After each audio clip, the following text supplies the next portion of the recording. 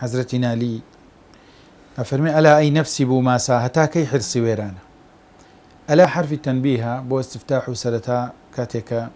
ئینسان وشە دەست پێەکە بە وشەی ئەلای دەستی پێکرۆ یعنی ئەو دەستم پێکرد تەواوە سەرەتایەتی. ئەنجا تەنبیه یعنی ئەم حرفی دەست پێکردنی وشە تشتە ئەوە دەست پێەکەم و گەرەکمە بچمە ناو سەفەرێکەوە بۆتان باسەکەم.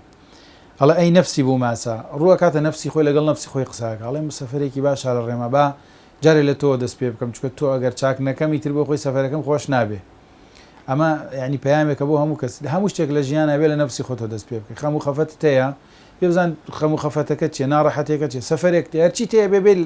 بەلاوە تەنزیمی نەفسی خۆت بکەی بۆ ئەوەی سەفەرەکەت بە شێوەیەکی جوان بڕاتە ڕێوە. پێڵێ ئەلا ئەی نەفسی بوو ماسای ئەو نەفسم کاوەکو بووم وای بووم معروفە یعنی کونە پەپوویەکێکە لەو تایران ئەو باڵندانەی کەوا لە منتەقی خۆمان زۆر کەمتر هەیە بەڵام صفەتی وایە و لە ناو شاعرانە خەڵک جاران اعتقادیانەوە بۆ کە شومە ئەگەری کەسە بیبینێ تووشی بەڵا بێکەوە اعتقادێکە پێش 1400 ئەوەندە ساڵ ئەوەی ڕەت کردوێتەوە کە شوم و شتی وایە بێ کە هەتا ئیسەش لەم سەردەمەی خۆمانە ئەو اعتقادی شوم و بیر و باوەڕی شوم و شتە لە وڵاتەکانی ئەوروپا و تەنانەت کۆمپانیای مایکرۆسۆفت و ئەوانە گشتیان لە ترسی شوم و شتە لە ئیزداراتی بەرنامەکانی ئۆفیسشتا لە ژمارە 13 خۆیان ئەپارێزن ئەڵێن لەبەرەوە شومە هەتا ئیسە لە یابانە لە فندقەکان ژمارە 4 تەرکەکەن لەبەرەوە لایەن شومە و معنای مردن و شتی وادە 1400 ساڵ ئەوەی نەفی کردووە. بەڵام ئەسلی بابەتی صفەتی بووم ئەوەتانێ عادەتی وایە ئەچێت لە شوێنێکە بەردەوام ئەنیشێتۆ کە خەڵکی تیانە بێ بەردەوام ئەو شوێنێکە کە شوێنێکی خراپ بێت و یعنی بە کەڵک نەما بێت و خەڵکی تیان نەژی ئەو لەو شوێنانەکەوە بێتەوە کە ژیان و جوڵەی تیانە بێ حەزی لە تەنیایی و تاکبوونەوەیە. لەبەرەوە ئەجا لە ضمنی ئەوە بکوونە پەپوو یەکێکە لە ضرب المەثل لای شاعر و ئەدیبان بە ناشرینی شێوە یعنی چاوێکی قوی هەیە گلێنەی تیانە ناوەکە یەک پارچە ڕەشیە ئەڵێ ئەشکەوتە چاوێکی گەورەیە لە ناوەڕاستە دنوکێک لە بینی هەر چای دنوکێک زەقۆ بووە ئەگەر ڕسمەکەی پیشانی بینەر بدەن سەرەکە یعنی شێوەیە کاگەرێکی زۆر نابوت و ناشنی ئەڵێ بوومە. ئەنجا عادەتی شیوایە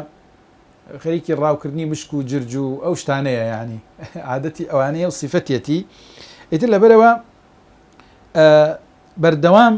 ئەچێتە ناو ئەو دارستان و شوێنانی کەوا خراپە کە جوڵەی ژیانی زۆر کەمتیایە بۆیە معروف بۆیە نفسی خۆی شبهێنێ بەواڵێ ئەی نفسی بوو ماسایی نەفسە ناشرینەکەم هەرچی صفاتی قوبحەتیا کۆت بۆ تۆ. ئەم سەرزەنشکردنە سەرزەنشتێکە بۆ تەصفیەکردن و تەزکیەکردنی نەفس کەسێکە بایم کە عیبەکانی بێ بڵێ بۆی خۆی چاک کاتۆ چکە بۆ سەفەرێکی باشە چی ئەڵێ ئەو نەفسەی کەوا صفەتت وایە کە ناشرینی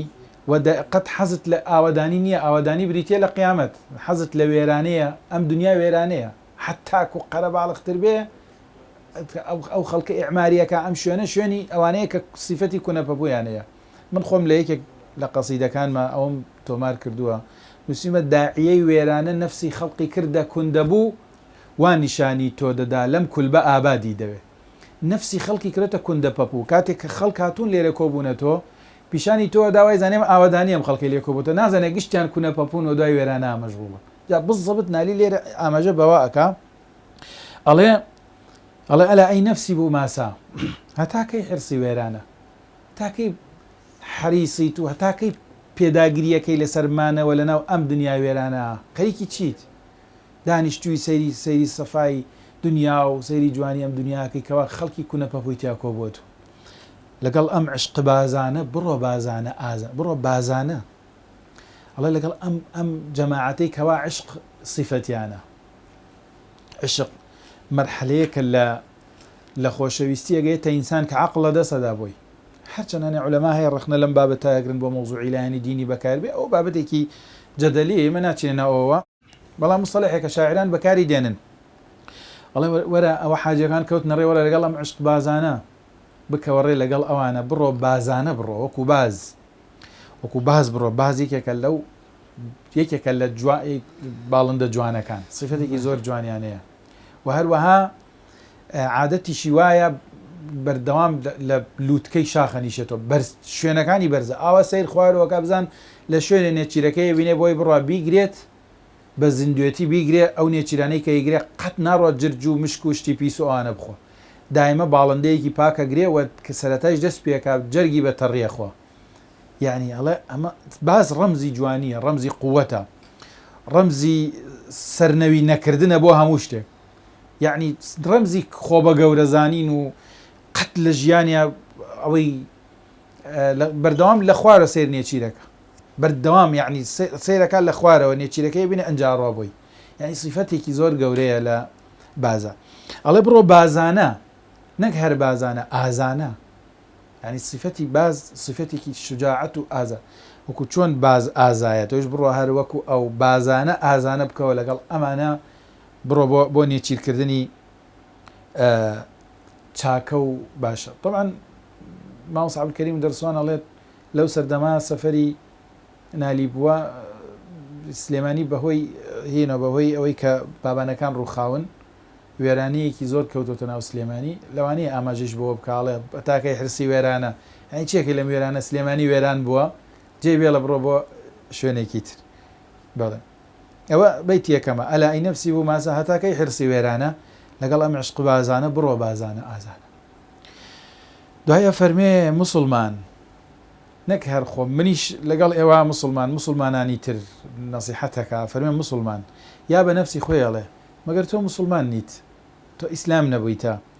لێرە مانی خانومانت هەر نەمان دێنێ لێرە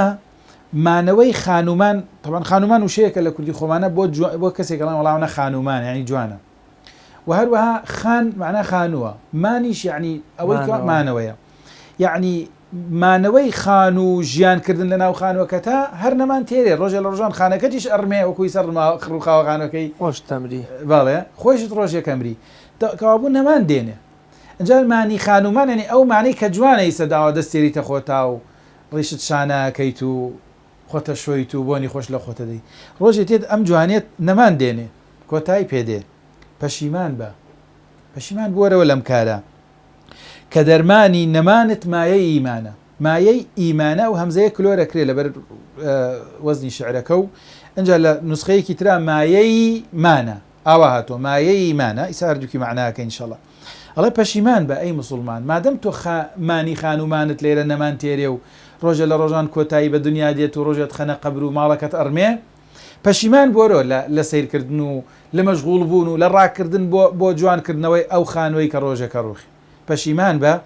کە دەرمانی نەمانت نەمان دەرمانی نییە دەرمانی نییە نەمان ئەوە صفەتێکە هەموو کەسێک چەندێ دەوڵەمەند بێت چەندێ دەسەڵاتدار بێ ڕۆژە لە ڕۆژان ئەمرێت و نەمان دەرمانی نییە بڵێن دەرمانێک مامدەرێ بکەنە دەرمانی نەمانمان با بمێنینەوە ئەڵێ کە دەرمانی نەمانت مایەی ئیمانە مایەی ئیمانە یعنی ئەگەر دەسمایی ئیمان بکەیتە باوەڕ بکەیتە قەڵغان بۆ دڵت و بۆ ڕۆحت و بۆ اعتقاد و بیر و باوەڕت ئەوە ئەبێتە سەبەبی ئەوەی کەوا تۆ بمێنیتەوە مانەوەی هەتای قیامەت ئەو دەرمانی نەمانت یان مایەی مانە ئەو دەسمایەیە کەوا مانی تایە کە ڕوحە خوا فەرمێکی وكذلك أرسلنا إليكم روحا من أمرنا قرآنا ما إيمان قرآنك أبو قرآن بكرة الرجي خود بو أو بميانيتو أو لاند بسرانية دعاء فرمي بلا بو كندبو به بلا يعني باوابه به الله يعني بلا خمسين باوابه باوابه بلا بو كندبو به وازي لي بين الله وازی لەو خانوە بێنە بابە کوندەپەبوو بێ کوندەپەبوو حەزی لە میێرانەیە ئەڵێ وازی لێ بێرە تۆ کوونەپەپوو نیت نەناشری نیت نەپیسخۆری نەتەبع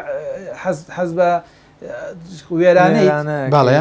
تۆ ئەبێت تاالبی ئاوەدانی بی کە قیامەتە ئەڵێ بڵا بۆ کوندەبوو بێ وازی لێ بێرە بۆ کوندەپەپوەکان کە مرۆڤە بڵا بۆ کوندەبوو بێ مفتی مشک و ماری کەندوو بێ وازی لێ بێرە بابێتە بەلاشخۆری مفت ئەو ماڵی کە بەلاژە بێڵی بۆ مفتی مشکوماری ناو کەنوە ئاردەکان کە کاتی خۆی بە قوڕ دروست کراوە و لە بنیا ئاردیان داناوە دوای ئەوەی لە بنیا مێنێتەوە دەست نەیگرتووە ژن نەیتوانێت ئاردەکە دەرکا ئەوەی کەماوە تۆ مشک شەوان چووە لێی خواردووە معروفە یانی ئەوە مشکی شێوە بن لە ناو کەنوە ئەڵێ ئەوە پاشماوەیەکی ئاوایە هی ژێردەستی خەڵکەماوەتەوە بیتێڵە با مشک و مار بیخوا وازی لێ بێنە ئیشی تۆ نیە ئەمە مفتی مشک و ماری کەندوو بێت طبعا مار ئارد ناخوا بالمناسبە یعنی شتی کەنوو ناخوا بەڵام بۆ مشک و مار وشەیەکە يعني متلازمن لە کوردیە مثل ئەڵێن مەسەڵێن تازە و جدید بۆ نمونە یان وشەی ترجاری وایە بەکە ئەسڵێن سووک و سەلیم دوور لە ڕوویەوە یعنی دوشتن زد یەکشن ئەوانە متەلازمن حازر و بزر دژی یەکەن حازر ینی حازرە بزر ونە ئەمانیش مشکومار بڵێ مشک ئاردەکە خوا و سەرنجام خۆشیە بێتەوە بە خواردنی مار چونکە مار مشک خۆرێکی عەجایب هەر ئەبێ ینی مشکە خوا ڕاستە فەرمی بەڵام ئەڵێ بێنە با خۆراکی مشک و ماری کەندوو بێت واتە ئەگەر مشکەکە بەوە پێگەیە ئەوێتە خۆراک بۆ مارەکە لەو معنەیش ئەتوانی معنەی لێ دەربکەین ئەڵێ مفتی مشک و ماری کەندوو بێ بێڵی بان ناو کەنوە ئاردا مشک و مار بیخواوە بەشی تۆنی و تۆوازی لێ بێنە عادەتی وایە هەر کەنوە ئاردێک بنەکەی مشکی تێکەوە دیتر ئیتر هەر قێزیان لێ دێتەوە لێ بخۆن قێزت لێ بێتەوە مشک لێخوا ئەڵێ خەتیرەی گەنجی وێرانە زەخیرەی کونجی کاشانە ئەڵێ خەتیرەی گەنجی وێرانە یعنی ئەو ماڵانەی کەوە گرانبەهان و ئەوانە یان شتێکە ئەمێنێتەوە عادەتەن لە ناو ماڵە وێرانەکانە هەیە لە شوێن مەسەلەن شوێنێکەیەک هەجر کراوە لە بنیالەوە گەنجینە وشتی وا گرانبەهایە ئەڵێ ئەو خەتیران دانە ئەوە بێنە هی کوندە پەپووە کوندە پەپووە چێ لەو شوێنە نامێنێتەوە خەتیرەی ماڵی وێرانە بێنە بۆ کوندە پەپوو زەخیرەی کونجی کاشانە واتە ئەو زەخیرە و خواردنانی کەی کاشانە ینی ماڵی هەژار ماڵی هەژاروانێ ئەوە دانە بۆ مشکومار یعنی ئەوە پێوترێت لە فونەشری مرتب ئافرم لە فونەشری مرتب یعنی لە پێش هەردووکی باس کردو ئەڵێ بڵا بۆ کوندە بوو بێ واتە خەتیرەی گەنجی وێرانە بێڵە بۆ کوندە پەپوو بێ زەخیرەی کونجی کاشانە بێڵە بۆ با مفتی مشکی مشکوماری کەندوو بێ